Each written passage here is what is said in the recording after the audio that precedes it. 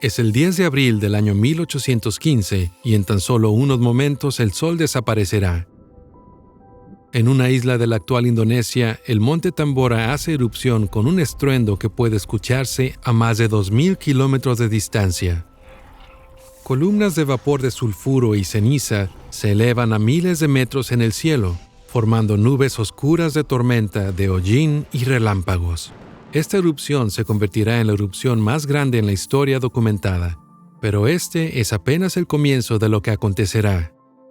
Ascendiendo muy alto en la atmósfera, emisiones del Tambora se diseminarán a lo largo de todo el mundo, ocultando la luz del sol por casi todo un año. Los cielos nebulosos y el clima frío del año 1816 causarán estragos en la agricultura, ocasionando hambrunas a través de todo el hemisferio norte. Naciones batallarán contra epidemias y los artistas crearán obras deprimentes para estos tiempos apocalípticos. Este fue el año sin verano, literalmente uno de los periodos más oscuros de la historia humana. Entonces, ¿por qué hay investigadores modernos intentando replicar esto?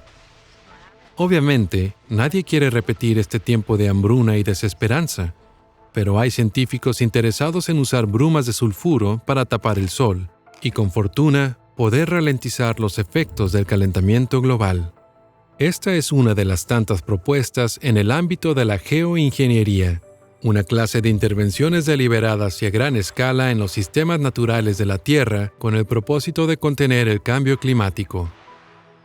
Esquemas de geoingeniería diferentes intervienen en otros sistemas. Cualquier plan en mente para enfriar el planeta al bloquear la luz del sol caería en la categoría de gestión de la radiación solar. Algunas de estas propuestas son enormes en escala. Una de ellas es crear una versión benévola de columnas volcánicas o construir una sombrilla gigante que orbite la Tierra. Otros son más limitados, enfocados en el mejoramiento de sistemas naturales de enfriamiento. Como ejemplo, los investigadores podrían agrandar nubes marítimas o hacer que la Tierra refleje más la luz del sol al construir hileras enormes de superficies blancas. Muchos de estos planes parecen un tanto extraños, pero hay razones para creer que sí podrían funcionar, y no solo por los eventos naturales como la erupción del Tambora. Científicos saben que estos eventos han enfriado el clima periódicamente. Tanto la erupción del Pinatubo en el año 1991 como la del Krakatoa en 1883 redujeron la temperatura global al menos medio grado Celsius por hasta casi un año.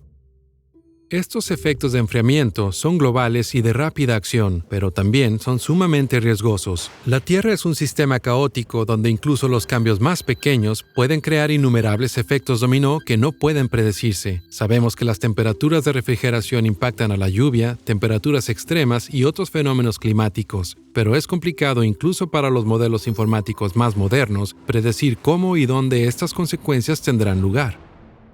La gestión de radiación solar de un país podría ser el desastre anormal de otro país, causando climas extremos o malas cosechas como lo que ocurrió tras la erupción del Tambora. Y aunque estos modelos lleguen a enfriar con seguridad el planeta, la gestión de la radiación solar no atiende a los gases de invernadero que ocasionan el calentamiento global. Estas soluciones son curitas altamente experimentales que el mundo tendrá que tolerar por al menos un par de décadas, mientras se trabaja en realmente remover el CO2 del aire.